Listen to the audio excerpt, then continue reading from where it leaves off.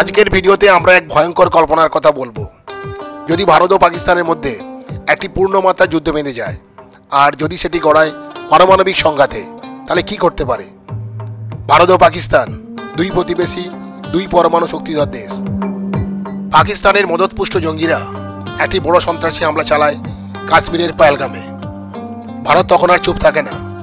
ভারত শুরু করে একটি সীমিত সামরিক প্রতিশোধ, টার্গেটেড এয়ার স্ট্রাইক ও মিসাইল হামলা, যার নাম দেওয়া হলো অপারেশন সিন্দুর। এরপরেই পাকিস্তান ক্রমশ এগিয়ে যায় ধ্বংসের দিকে। বাধ্য হয়ে তারা ভয় দেখাতে শুরু করে পরমাণু যুদ্ধের। কিন্তু ভারতের কঠিন প্রতিক্রিয়ার মুখে রাতের বেলায় সূর্য দেখতে পেয়ে তারা বাধ্য হয়ে সারেন্ডার করে। তাই অপারেশন সিন্দুর বর্তমানে স্থগিত। কিন্তু আবার যদি কোনো ইস্যুতে ভারত পাকিস্তানের যুদ্ধ পুনরায় শুরু হয়ে যায়, এবং সেই যুদ্ধ যদি আবার পারমাণবিক যুদ্ধের দিকে অগ্রসর হয়, তাহলে কি হবে? ধরে নেওয়া যাক পাকিস্তান লঞ্চ করলো ট্যাকটিক্যাল নিউক্লিয়ার অস্ত্র। দিল্লির ঠিক ওপরেই আছড়ে পড়লো সেই বোমা।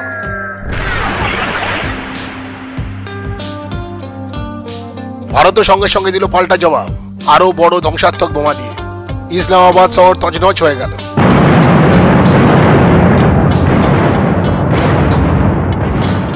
এইসব কাল্পনিক স্মৃতি উস্কে দিচ্ছে দ্বিতীয় বিশ্বযুদ্ধের সব থেকে ভয়ঙ্করতম ঘটনাকে। এই যুদ্ধের অন্তিম পর্যায়ে জাপানের দুটি বিখ্যাত শহর হিরোশিমা এবং নাগাসাকি পরমাণু বোমার প্রতিঘাতে সম্পূর্ণরূপে ধ্বংস হয়ে যায়। সেই ধ্বংসাত্মক প্রতিচ্ছবি দেখতে পাবেন এই ব্লগেরই মাধ্যমে। এশিয়া মহাদেশের উত্তর পূর্বে প্রশান্ত মহাসাগরের একটি দ্বীপ রাষ্ট্র হলো জাপান। জাপানের একটি মূল দ্বীপ হনসুর অন্যতম বড় নগর হলো এই হিরোশিমা, যা প্রথম পারমাণবিক বোমার লক্ষ্যবস্তু হিসাবে ভয়াবহ স্মৃতি আজও বহন করে নিয়ে চলেছে। কল্পনার অতীত, ভয়ঙ্কর অতীত ভুলে এই শহরটি এখন শান্তির বার্তা দেয়। সেই কারণে এখানে তৈরি হয়েছে পিস মেমোরিয়াল পার্ক এবং অ্যাটমিক বোম ডোম। এই শহরটি যেন বারবার বলতে চায়, বিশ্বের সাধারণ নাগরিক কখনোই যুদ্ধ চায় না, আবার সন্ত্রাসও চায় না। এই হলো হিরোশিমার মোতোয়াশু নদী, আর এই নদীর ওপারে ওই গম্বুজাকৃতি বিল্ডিংটি হলো আইকনিক অ্যাটমিক বোম ডোম। এই ডোমটি আমেরিকান পারমাণবিক বোমা হামলার ফলে সৃষ্ট ধ্বংসযজ্ঞের একটি প্রখর অনুস্মারক। এই ব্লগে দেখতে পাবেন পারমাণবিক বোমার আঘাতে হিরোশিমা শহরের ব্যাপক ধ্বংসলীলা। এরপরেও কিন্তু পৃথিবীর বিভিন্ন দেশে পারমাণবিক বোমা নিয়ে দারুণ গবেষণা চলছে। তাহলে কি যুদ্ধের মাধ্যমেই শান্তি আসবে? প্রশ্নটা থেকেই গেল। চলুন তাহলে এখন দেখে নেওয়া যাক বিখ্যাত পারমাণবিক বোমা লিটল বয় সত্যিই কি লিটল? 6ই আগস্ট 1945 ইতিহাসের এক বিভীষিকাময় দিন। সকাল 8:15 মার্কিন বিমান এনোলা গে হিরোশিমা শহরের আকাশে ভেসে বেড়াচ্ছিল। তার ভেতরে ছিল একটি মাত্র বোমা, যার নাম ছিল লিটল বয়। হিরোশিমার মাটি থেকে প্রায় 31,000 ফুট উঁচু থেকে এই লিটল বয় নামক ভয়ঙ্কর পারমাণবিক বোমাকে ধীরে ধীরে এই বিমানের পেট থেকে রিলিজ করা হচ্ছে।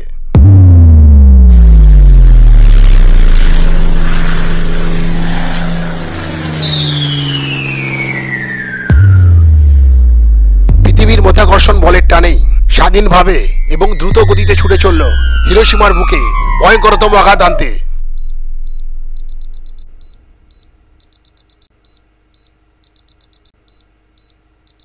Enola Gay to command. Bomb away. Right protocol.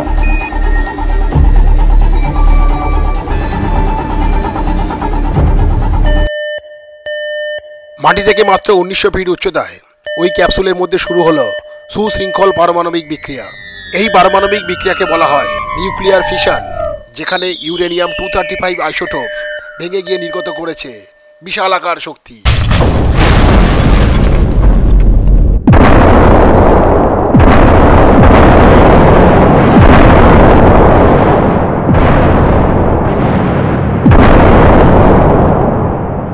একটি দৃষ্টিপ্রদ আলোর ঝলকানি সম্পূর্ণ শহর জুড়ে দেখা যায়।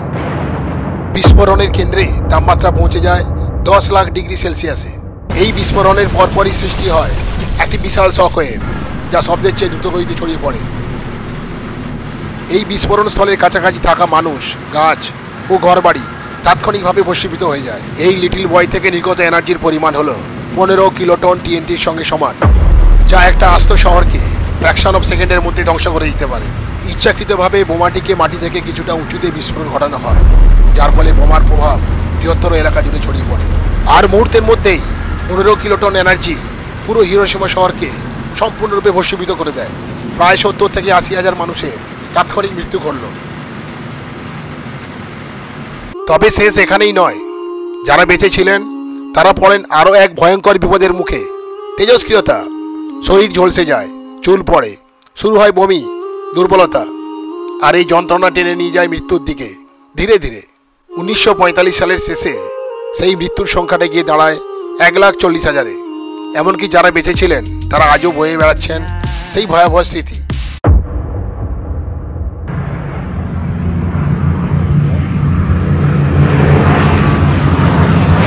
আর দেখুন, US B-29 বোমারু বিমান লিটল বয়কে ফেলে দিয়ে নিশ্চিন্তে নিরাপদ আশ্রয়ে ফিরে যাচ্ছে। ইনি হলেন J Robert Oppenheimer.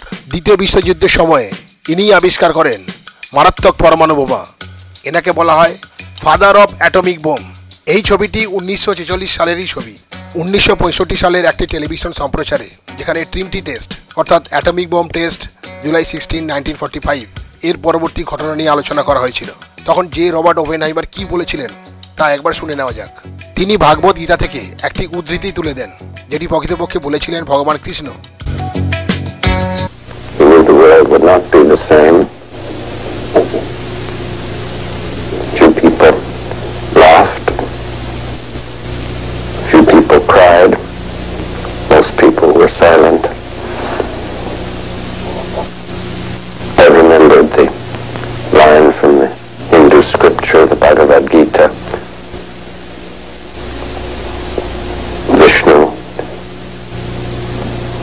is trying to persuade the prince that he should do his duty, and to impress him takes on his multi-armed form and says, "Now I am become death, the destroyer of worlds." I suppose we all thought that one way or another. 2025 সালের মে মাসের হিসেব অনুযায়ী সারা বিশ্বে মোট 12,512টি পারমাণবিক অস্ত্র আছে। 2025 সালের তথ্য অনুযায়ী প্রায় 3,900টি পারমাণবিক যুদ্ধাস্ত্র রেডি টু ইউজ বা রেডি ফর ইমিডিয়েট ইউজের জন্য ডিপ্লয় করা আছে বিভিন্ন ওয়ারহেডে। 1945 সালের 9ই আগস্ট ইউএসএ পুনরায় অ্যাটম বোম ফেলল জাপানের নাগাসাকি শহরের ওপর। এর ফলে আনুমানিক 74,000 মানুষের মৃত্যু হয়। আরও শক্তিশালী এই পরমাণু বোমাটির নাম ছিল প্যাডম্যান। বিভিন্ন ধরনের তেজস্ক্রিয় বিকিরণের ফলে প্রায় 1 মাসের মধ্যেই এই হিরোশিমা ও নাগাসাকিতে মৃত্যুর সংখ্যাটা কয়েক লক্ষ ছাড়িয়ে যায়। এইভাবেই নিরীহ কয়েক লক্ষ মানুষের প্রাণের বিনিময়ে দ্বিতীয় বিশ্বযুদ্ধের অবসান ঘটেছিল। তাহলে এখন দেখে নেওয়া যাক নাগাসাকিতে প্যাডম্যান নামক পারমাণবিক বোমা দিয়ে কিরকম অভিঘাত করা হয়েছিল।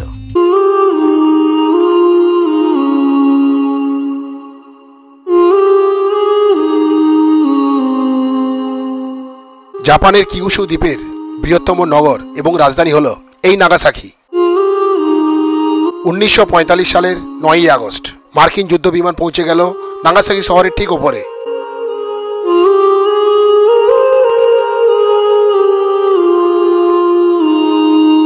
দিনটা ছিল বৃহস্পতিবার। মার্কিন যুদ্ধ বিমান B-29 পেটে করে প্যাডম্যানকে নিয়ে ঘুরে বেড়াচ্ছে নাগাসাকির ঠিক ওপরে। জাপানি সময় অনুসারে সকাল 11:02 B-29 এই মার্কিন যুদ্ধ বিমানের পেট থেকে বেরিয়ে এলো ভয়ঙ্করতম পারমাণবিক বোমা প্যাডম্যান।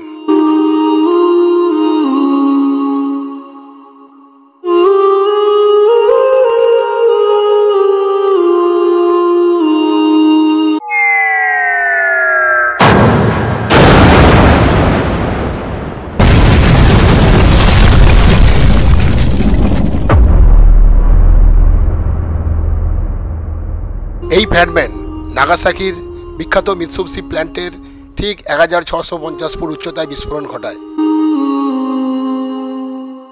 প্লুটোনিয়াম সমৃদ্ধ এই প্যাডম্যানের ক্ষমতা ছিল 21 কিলোটন, আর ইউরেনিয়াম সমৃদ্ধ লিটল বয়ের ক্ষমতা ছিল 15 কিলোটন। এই মোটা লোক এবং ছোট ছেলে মিলে ধ্বংস করল প্রায় 2.5 লক্ষ লোককে।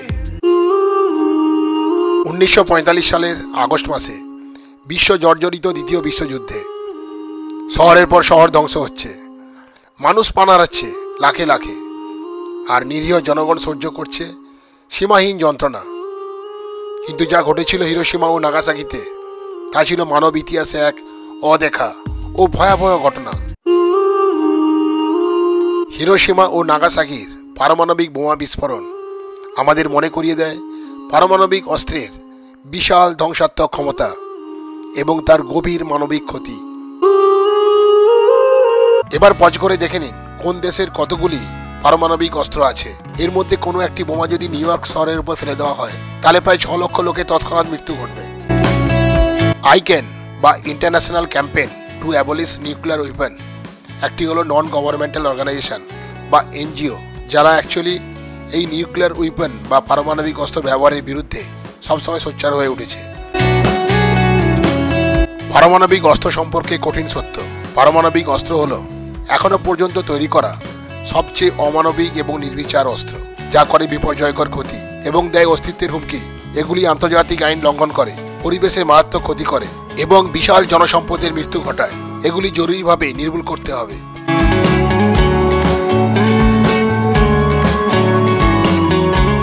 ভারতবর্ষ এক শান্তিপ্রিয়, গণতান্ত্রিক ও সহনশীল দেশ। যুগের পর যুগ ধরে এই দেশ বিশ্বকে দিয়েছে সভ্যতা, সংস্কৃতি ও অহিংসার বার্তা। কিন্তু যখন জাতির নিরাপত্তা বিঘ্নিত হয়, ভারত কখনো দুর্বল হয় না। ভারতের প্রতিবেশী দেশ পাকিস্তান বহু বছর ধরেই সীমান্ত পারে সন্ত্রাসবাদকে মদত দিয়ে চলেছে। পুলওয়ামা, উরি, কুপওয়ারা, পহেলগাঁও এসব শুধু হামলার নাম নয়, ভারতের সহিষ্ণুতা ও ধৈর্যের পরীক্ষাও। ভারতের ধৈর্য যখন চরমে পৌঁছায় তখন উত্তর আসে সার্জিক্যাল স্ট্রাইক কিংবা এয়ার স্ট্রাইক কিংবা অপারেশন সিন্দুরের মাধ্যমে, ন্যায় বিচারের হাত ধরে, কিন্তু প্রতিশোধ নয়। আজকের ভারত শুধু সামরিক শক্তিতেই নয়, প্রযুক্তি, কূটনীতি ও মানবিক মূল্যবোধেও বিশ্বে এক শক্তিশালী অবস্থানে। পাকিস্তানের উস্কানিতে সাড়া না দিয়ে ভারত বারবার দেখিয়েছে কিভাবে ন্যায় ও সংযম মিলিয়ে কাজ করতে হয়। ভারত আর পাকিস্তান দুই দেশ, এক ইতিহাস, কিন্তু দুই রকম ভবিষ্যৎ। 2025 সালে আবার উত্তেজনা, গুলি, অনুপ্রবেশ আর রাজনৈতিক দোষারোপ। কিন্তু এবার পরিস্থিতি আলাদা, কারণ ভারত এখন বদলেছে। ভারত এখন জবাব দিতে জানে। আজকের ভারত আত্মনির্ভর, আত্মবিশ্বাসী আর প্রস্তুত দেশের জন্য, মানুষের জন্য, ভবিষ্যতের জন্য। পারমাণবিক বোমার ভয় দেখিয়ে ভারতকে আর আটকানো যাবে না। ভারতের পরমাণু অস্ত্র ব্যবহার বিষয়ে নো ফার্স্ট ইউজ বিশ্বে সম্মানিত। কিন্তু যদি দেশ, মানুষ বা সার্বভৌমত্বের উপরে আঘাত আসে, ভারত কিন্তু জবাব দেবে অত্যন্ত নিখুঁত হিসেব করে, এবং তা হবে ভয়ঙ্করভাবে শক্তিশালী। অপারেশন সিন্দুরের সময় আমরা তা দেখতে পেয়েছি বারে বারে। ভারত এবং পাকিস্তানের কাছে প্রায় 330টি পারমাণবিক অস্ত্র আছে। একটা ভুল, কয়েক লক্ষ লোকের মৃত্যু। পারমাণবিক যুদ্ধ কেউ জেতে না, জেতে শুধু মৃত্যু, হারিয়ে যায় সভ্যতা। এটাই কি আমাদের ভবিষ্যৎ? পারমাণবিক শক্তি কি সুরক্ষা নাকি আত্মহত্যার? বর্তমানে বিশ্বের বিভিন্ন পরমাণু শক্তিধর রাষ্ট্রের কাছে সব মিলিয়ে প্রায় 13,000 পারমাণবিক অস্ত্র আছে। এর মধ্যে 2,000টি পারমাণবিক অস্ত্র রেডি টু ইউজ, মানে সঙ্গে সঙ্গেই ব্যবহার করা যাবে এরকম কন্ডিশনে আছে। অত্যাধুনিক পারমাণবিক বোমাগুলি জাপানের হিরোশিমা ও নাগাসাকিতে যে দুটি পারমাণবিক বোমা ফেলা হয়েছিল তার থেকে 3000 গুণ বেশি শক্তিশালী। পারমাণবিক শক্তি থাকা মানেই শক্তিশালী হওয়া নয়, বরং এই শক্তিকে নিয়ন্ত্রণ করাই প্রকৃত জ্ঞান এবং দায়িত্বের পরিচয়। এই পারমাণবিক যুদ্ধ আটকানোর জন্য প্রতিটি দেশেরই ভারতের মতোই নো ফার্স্ট ইউজ পলিসি, এই নীতি নিয়েই চলা উচিত। এই ব্যাপারে ইন্টারন্যাশনাল অ্যাটমিক এনার্জি এজেন্সি বা IAEA দায়িত্ব নিতে পারে। বর্তমানে বিভিন্ন দেশই এই পারমাণবিক শক্তি সুনিয়ন্ত্রিতভাবে মানবজাতির কল্যাণে ব্যবহার করছে। এর মধ্যে আমি 4টি ফিল্ডের কথা বলছি যেখানে এই পারমাণবিক শক্তি দারুণভাবে ব্যবহার করা হচ্ছে।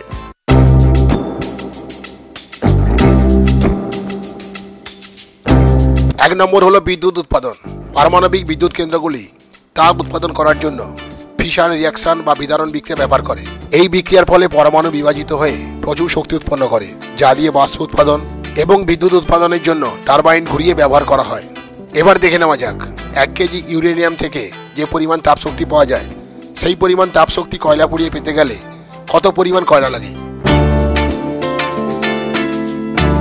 এখানে ইউরেনিয়াম বলতে ইউরেনিয়াম 235কেই বোঝানো হয়, কারণ এই আইসোটোপটি প্রকৃতিতে সব থেকে বেশি পরিমাণে পাওয়া যায়। 1 কেজি ইউরেনিয়াম থেকে 8 কোটি 22 লক্ষ মেগাজুল তাপশক্তি পাওয়া সম্ভব। এই পরিমাণ তাপশক্তি কয়লা পুড়িয়ে পেতে গেলে কয়লার পরিমাণ লাগবে 2740 টন কয়লা, যেখানে 1 টন সমান 1000 কেজি। সুতরাং বোঝাই যাচ্ছে গঠনমূলক কার্যে পারমাণবিক শক্তি কতটাই শক্তিশালী। এখানে এই কনভার্সনের হিসেব দেখানো হলো, প্রয়োজন হলে পজ করে দেখে নিতে পারেন।